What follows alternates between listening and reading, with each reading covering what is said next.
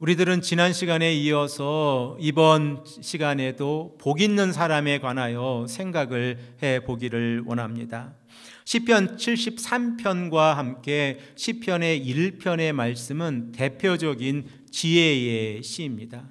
그리고 이 지혜의 시를 통하여 시인은 복 있는 사람이 어떠한 사람인가를 우리들에게 말씀을 하고 있습니다. 우리가 지난 시간에 생각을 해본 바와 같이 복 있는 사람이란 결과적으로 행복한 삶을 살아가는 자들입니다. 그러면 우리들의 삶 가운데에서 행복한 삶을 살아가고 있다고 하면 하나님께서 우리에게 허락하신 언약 안에서 우리가 살아가는 삶이라고 하는 것을 깨닫게 되어집니다. 언약을 생각을 해 보십시오. 하나님께서 자신의 언약의 백성들에게 약속해 주신 것을 이루어 가시기 위해서 언약의 백성들에게 그 모든 것들을 공급해 주시고, 그리고 그 모든 어려움 가운데에서도 보호해 주신다고 하면 피조물인 인간이 이 땅을 살아가면서 행복한 삶을 살아간다고 하면 그 삶은 하나님의 말씀 안에서 살아가는 삶이고 좁은 길로 걸어가는 삶이라고 하는 것을 우리들은 말씀을 통하여 깨닫게 되어졌습니다.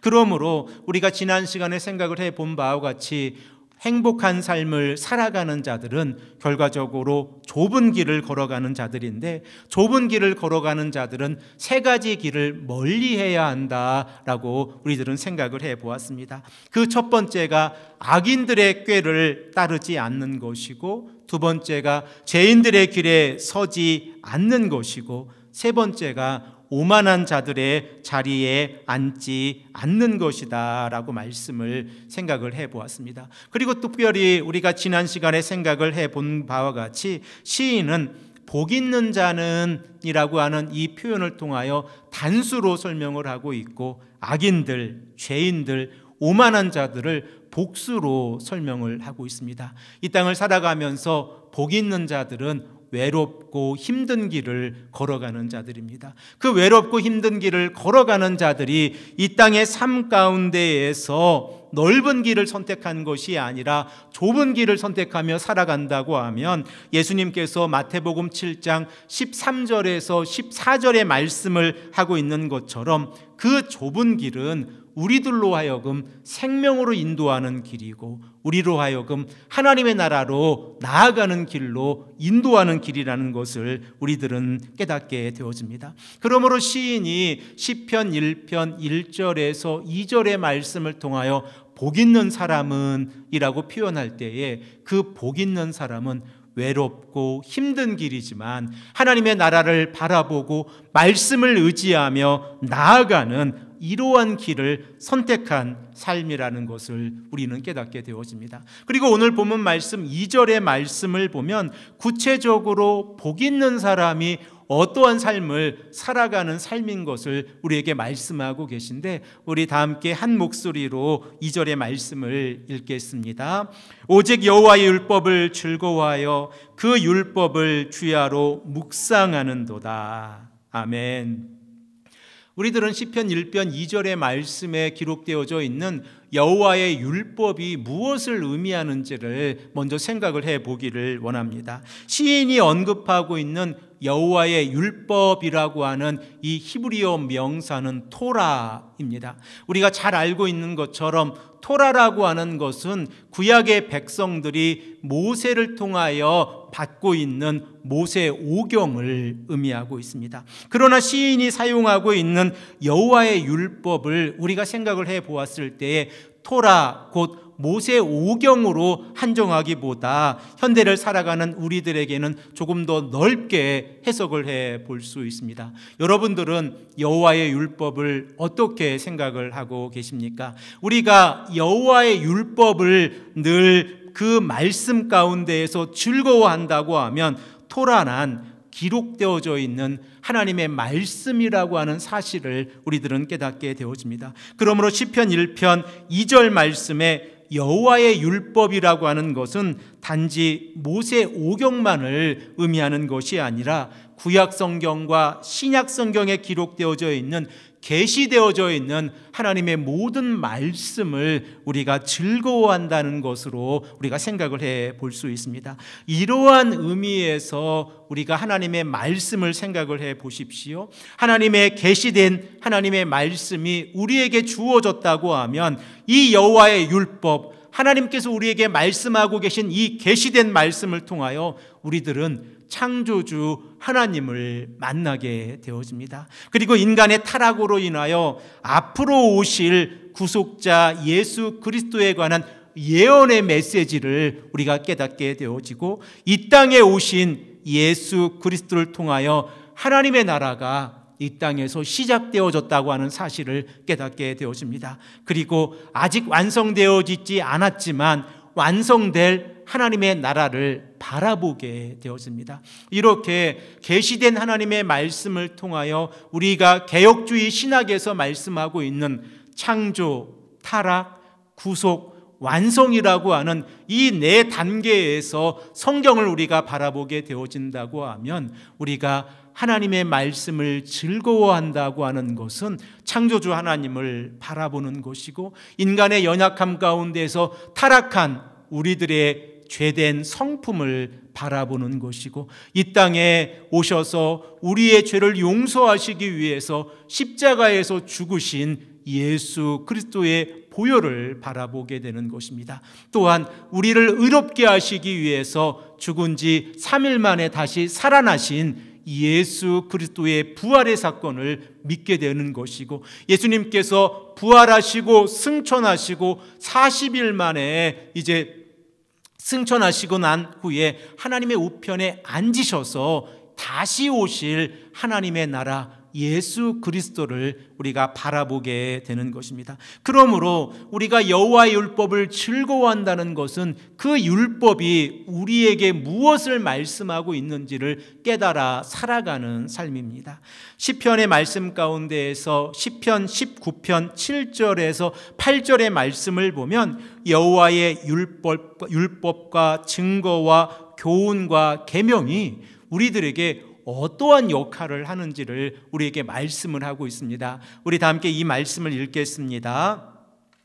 여호와의 율법은 완전하여 영혼을 소성시키며 여호와의 증거는 확실하여 우둔한 자를 지혜롭게 하며 여호와의 교훈은 정직하여 마음을 기쁘게 하고 여호와의 계명은 순결하여 눈을 밝게 하시도다.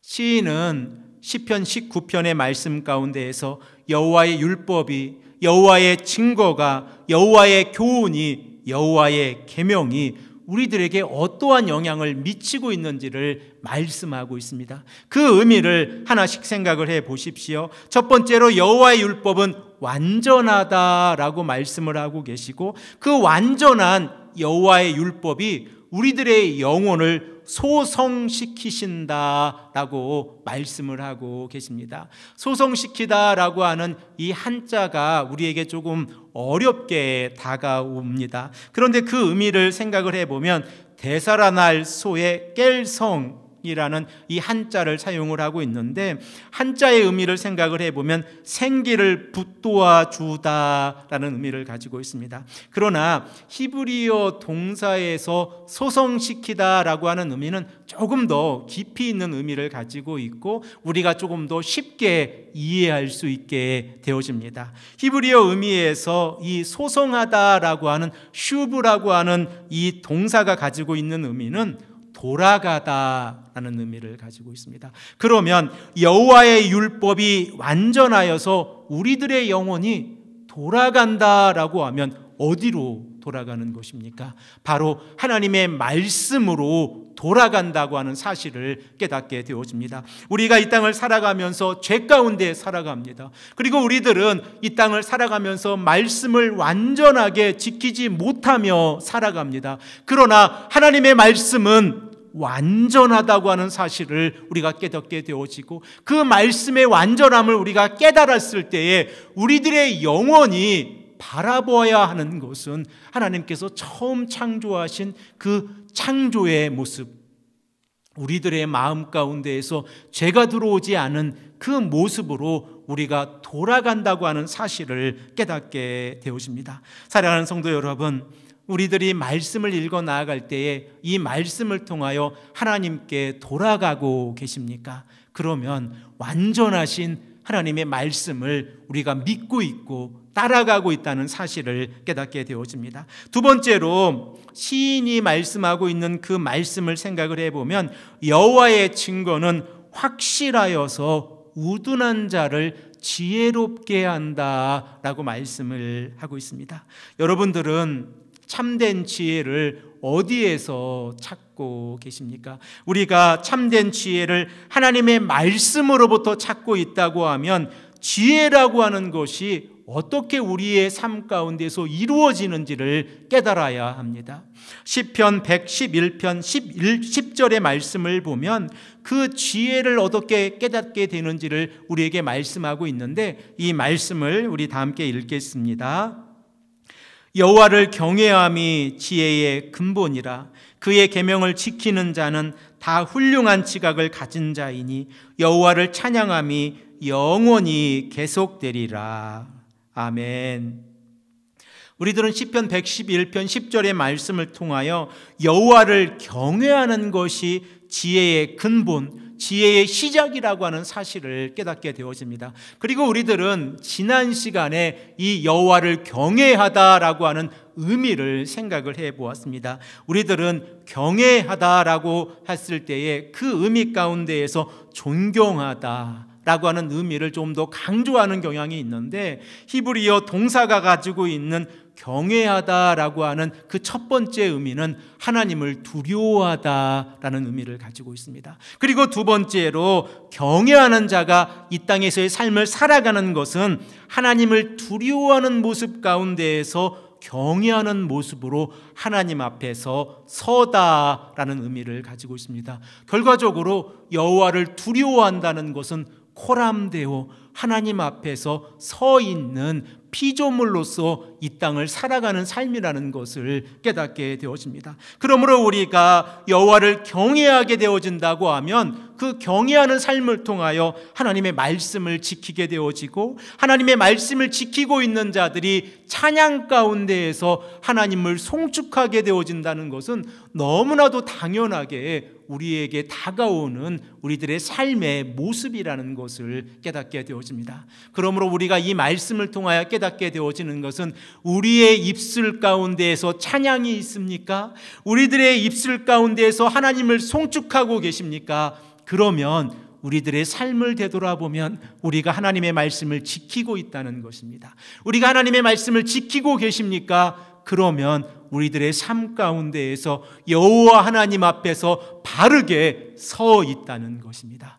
우리가 여호와 하나님 앞에서 바르게 서 계십니까? 그러면 여호와를 두려워하는 삶을 살아가고 있다는 것입니다. 이러한 삶이 여호와를 경외하는 삶이라고 한다고 하면, 시인이 여호와의 증거는 확실하여서 우둔한 자를 지혜롭게 한다고 하는 이 말씀이 무엇을 의미하는지를 깨닫게 되어집니다. 세 번째로 여호와의 교훈은 정직하여서 마음을 기쁘게 합니다 라고 말씀을 하고 있습니다. 하나님의 말씀에 거짓이 없다고 하는 것은 우리가 너무나 잘 알고 있습니다. 그런데 하나님의 말씀으로 인하여 거짓이 없다고 하면 정직하신 여호와 하나님으로 인하여 우리가 기뻐하고, 정직하신 여호와 하나님께서 우리의 삶을 감찰하고 계시다는 이 사실을 깨닫고 하나님을 신뢰하고 의지하며 나아갈 수 있다고 하는 사실입니다. 사도 바울은 로마서 3장 4절의 말씀을 통하여 하나님이 어떠한 분이신가를 우리에게 말씀하고 있는데, 이 말씀 또한 우리가 다 함께 읽겠습니다. 그럴 수 없느니라. 사람은 거짓되되 오직 하나님은 참되시다 할지어다. 기록된 바 주께서 주의 말씀에 의롭다함을 얻으시고 판단받으실 때에 이기려 하심이라 함과 같으니라. 사도 바울은 시편 51편 4절의 말씀을 인용하면서 하나님이 어떠한 분이신가를 우리에게 말씀하고 계신데, 사람은 거짓을 가지고 있습니다. 그러나 하나님은 그 어떠한 모습 가운데에서 거짓이 없으신 분이시고 참되신 분이시라는 것을 우리들은 깨닫게 되어집니다. 이로 인하여 우리가 기뻐할 수 있고 이로 인하여 우리가 감사할 수 있다고 하면 우리들은 하나님께서 우리에게 원하시는 삶이 어떠한 삶인가를 깨닫게 되어집니다. 우리들은 이 땅에 부모님의 품 안에서 태어나서 살아가면서 이제 하나님의 나라에 갈 준비를 하면서 살아가고 있습니다. 그리고 현대를 살아가는 우리들에게는 당장 오늘, 당장 내일 우리들의 삶의 죽음을 맞이하는 것이 이러한 소식들이 우리들에게 흔하게 들리고 있다는 사실을 알고 있습니다. 그러므로 우리들은 날마다 하나님 앞에서 서 있는 모습으로 살아가야 합니다. 우리가 우리들의 죽음을 생각해 볼 때에 가장 먼저 생각해 보아야 하는 것이 무엇입니까? 우리가 하나님 앞에 섰을 때에 우리가 속량 곧 죄사함을 받을 수 있는가라고 하는 것입니다. 그러면 우리들은 어떻게 이 땅을 살아가면서 죄사함을 받을 수 있는가에서 다시 한번 생각을 해 보아야 되는데, 죄사함이라고 하는 것은 예수 그리스도의 십자가의 보혈과 부활의 사건을 통하여서만 가능하다고 하는 사실을 우리가 깨닫게 되어진다고 하면 복음은 예수 그리스도이십니다. 그리고 복음이신 예수 그리스도께서 이 땅에 오셔서 자신의 몸을 십자가에 내어주시고 죽은 지 사흘 만에 다시 살아나셔서 우리를 의롭게 해주셨다고 하면 우리가 죄 가운데 살아가는 자들인데 예수님의 십자가의 보혈로 그리고 예수님의 부활의 사건을 믿음으로 우리가 죄 용서함을 받고 의롭게 되어졌다는 사실을 믿고 나아간다고 하면 하나님의 말씀은 우리로 하여금 기쁨을 허락해 주신다고 하는 사실을 깨닫게 되어집니다. 네 번째로 여호와의 계명은 순결하여 눈을 밝게 하신다라고 말씀을 하고 있습니다. 이렇게 하나님의 말씀을 통하여 우리들의 삶이 바뀌게 되어진다고 하면 우리들은 성경을 바라보는 그 시각이 달라질 것이라는 것을 깨닫게 되어집니다. 하나님의 율법, 하나님의 증거, 하나님의 교훈, 하나님의 계명이 우리들의 삶으로 하여금 하나님께 돌아가게 하고 하나님으로부터 하나님께서 주시는 지혜를 깨닫게 되어지고 마음의 기쁨을 얻게 되어지고 눈이 밝아진다고 하면 우리가 그 말씀을 가까이 하는 것은 너무나도 당연한 이치이지 않습니까? 그래서 시인은 우리들에게 어떻게 말씀하고 있습니까? 오직 여호와의 율법을 즐거워하여 그의 율법을 주야로 묵상하는도다 라고 말씀을 하고 있습니다. 이 시간 우리가 묵상하다라고 하는 그 의미를 조금 깊이 있게 생각을 해 보기를 원합니다. 묵상하다라고 하는 이 히브리어 동사가 가지고 있는 의미를 생각을 해 보기를 원하는데, 우리들은 하가흐라고 하는 히브리어 동사를 세 가지 의미에서 생각을 해 보기를 원합니다. 우리들은 하나님의 말씀을 묵상하다라고 하는 이 표현을 사용할 때에 아침에 일어나서 하나님의 말씀을 듣고 그리고 그 말씀을 묵상할 때에 묵상하다라는 의미로 사용이 되어집니다. 그리고 현대를 살아가는 우리들에게 묵상이라고 하는 이 단어는 5분 묵상, 10분 묵상 이러한 단어들과도 연결이 되어져서 사용이 되어집니다. 그러나 성경은 그렇게 우리에게 묵상하다는 말씀을 하고 계시지 않습니다. 그러면 우리가 묵상이라고 하는 이 의미를 조금 더 깊이 있게 생각을 해보면 하나님께서 우리에게 하나님의 말씀을 묵상하다고 말씀하고 계시다고 하면 그 묵상의 의미가 무엇인가를 다시 한번 깨닫게 되어집니다. 첫 번째로 구약 성경을 읽어보면 이 묵상하다라고 하는 히브리어 동사가 가지고 있는 의미는 비둘기가 배가 고파서 구구구구구 하는 소리를 낼 때에 묵상하다라는 이 동사를 사용을 합니다. 이 동사가 사용이 되어진 성경 말씀을 생각을 해보면 이사야서 38장 14절의 말씀입니다. 이사야서 38장 14절의 말씀이 어떠한 말씀입니까? 히스기야가 병에 걸려서 죽게 되었을 때에 히스기야의 입술 가운데에서 나오는 고백입니다. 이사야 선지자가 히스기야에게 찾아가서 당신은 이제 죽게 될 것입니다 라고 이야기를 하고 선포했습니다. 그러자 히스기야가 하나님께 간절히 기도하는데 그 기도 가운데에서 나오는 표현이 묵상하다라고 하는 표현입니다. 우리 다 함께 이사야서 38장 14절의 말씀을 읽겠습니다. 나는 제비같이 학같이 지저귀며 비둘기같이 슬피 울며 내 눈이 새하도록 앙망하나이다. 히스기야가 어떻게 자신의 마음을 표현하고 있습니까?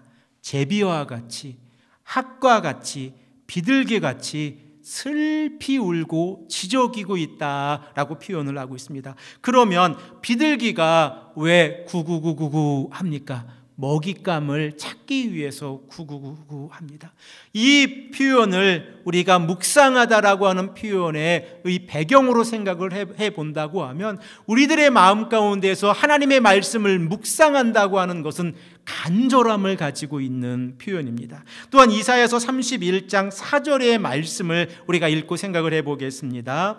여호와께서 이같이 내게 이르시되 큰 사자나 젊은 사자가 자기의 먹이를 움키고 으르렁거릴 때에 그것을 치려고 여러 목자들이 불러왔다 할지라도 라고 표현을 하고 있는데, 이 표현 가운데서 큰 사자나 젊은 사자가 자기의 먹이를 움키고 으르렁거릴 때라고 하는 표현을 생각을 해보겠습니다.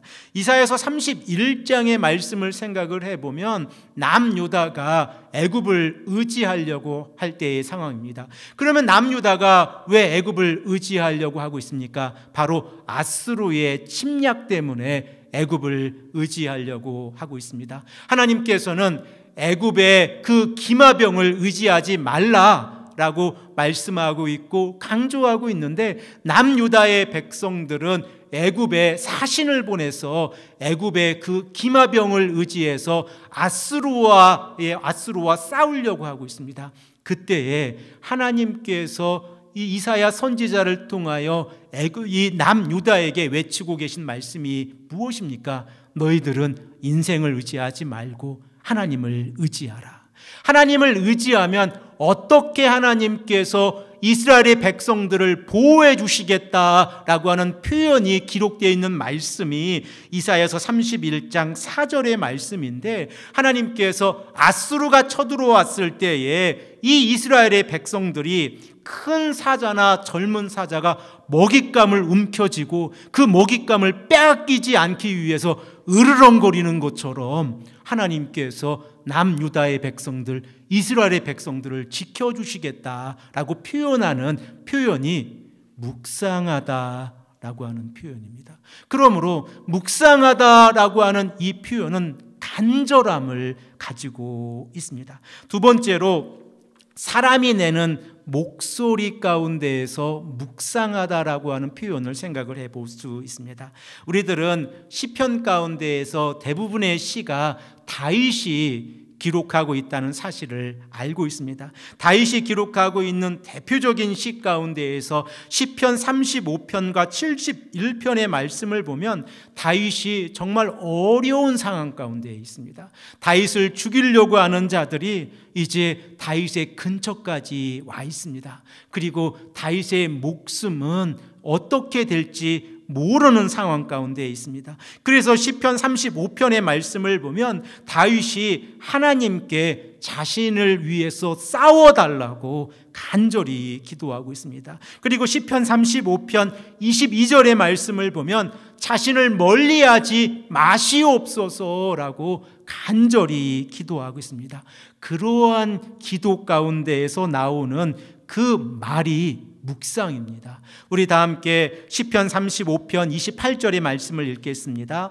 나의 혀가 주의 의를 말하며 종일토록 주를 찬송하니이다. 우리 71편 24절의 말씀도 읽겠습니다. 나의 혀도 종일토록 주의 의를 작은 소리로 읊조리오리니 나를 모해하려 하던 자들이 수치와 무한을 당함이다. 다윗이 하나님 앞에서 하나님의 의를 아주 간절한 목소리로 읊조리는 이 표현, 그것이 하나님의 말씀을 묵상하다라고 하는 표현이라고 하면, 우리가 우리들의 삶 가운데에서 묵상하다고 하는 표현을 조금 다르게 사용을 하고 있다는 사실을 깨닫게 되어집니다. 세 번째로, 자신의 입술 가운데에서 혼잣말로 하는 표현이 묵상하다고 하는 표현인데, 이 표현은 특별히 우리가 주목해야 하는 것은 하나님께서 직접 묵상이라고 하는 것은 이렇게 하는 것이다 라고 가르쳐 주신 말씀이므로 이 표현을 조금 더 주의 깊게 보기를 원합니다. 여호수아 1장 1절에서 9절의 말씀을 보면, 모세의 죽음 이후에 눈의 아들 여호수아에게 하나님께서 직접 말씀하고 계신 내용이 기록이 되어져 있습니다. 그리고 1장 8절의 말씀에는 하나님께서 하나님의 율법을 어떻게 해야 하는지를 여호수아에게 가르치고 계신데, 이 표현을 우리가 함께 읽겠습니다. 이 율법책을 내 입에서 떠나지 말게 하며 주야로 그것을 묵상하여 그 안에 기록된 대로 다 지켜 행하라. 그리하면 내 길이 평탄하게 될 것이며 내가 형통하리라. 하나님께서 말씀하고 계신 묵상이라고 하는 것이 어떠한 표현입니까? 주야로, 낮과 밤을 가리지 아니하고 하나님의 말씀을 묵상하고 되새김질하는 것이 묵상의 표현이라는 것을 우리는 깨닫게 되어집니다. 그러므로 묵상하다고 하는 이 히브리어적인 배경을, 세 가지 이 표현을 우리가 하나로 생각을 해보면, 동물들이 간절하게 먹잇감을 찾기 위해서 구구구 하는 소리, 그리고 자신이 획득하고 있는 그 먹이를 빼앗기지 않으려고 간절히 으르렁거리는 소리가 묵상하다라고 하는 표현입니다. 그리고 자신의 목숨이 위태위태한 그런 상황 가운데에서 하나님의 그 말씀을 읊조리는 것, 하나님의 말씀을 간절히 자신의 기도 가운데에서 하나님께 간구하는 것이 묵상입니다. 그리고 낮과 밤을 가리지 아니하고 하나님의 말씀을 읽고 가까이 하며 우리들의 삶 가운데에서 하나님의 말씀을 가까이 하는 것이 묵상의 표현입니다. 그러므로 우리들은 묵상이라고 하는 이 표현을 5분 묵상, 10분 묵상이라는 이러한 표현으로 사용하지 아니하고, 하나님의 말씀을 우리들의 삶 가운데서 늘 가까이 하고 그 말씀 가운데서 살아가는 삶, 이러한 삶을 살아가는 자들이 하나님의 말씀을 바르게 묵상하는 자들이고, 오늘 본문 말씀 2절에 기록되어져 있는 것처럼 오직 여호와의 율법을 즐거워하여 그 율법을 주야로 묵상하는 자로다라고 하는 그 표현의 의미를 깨달은 자들임을 깨닫게 되어집니다. 사랑하는 성도 여러분, 우리들은 시편 1편 1절에서 2절의 말씀을 통하여 복 있는 사람이 어떠한 사람인가를 생각을 해보았습니다. 그리고 오늘 2절의 말씀을 통하여 복 있는 사람이란 결과적으로 하나님의 말씀을 가까이 하는 자이고 그 말씀 가운데에서 살아가는 자들입니다. 이러한 복이 이 말씀을 들으시는 온 성도님들과 늘 함께 하시기를 간절히 축복합니다. 함께 기도드리겠습니다.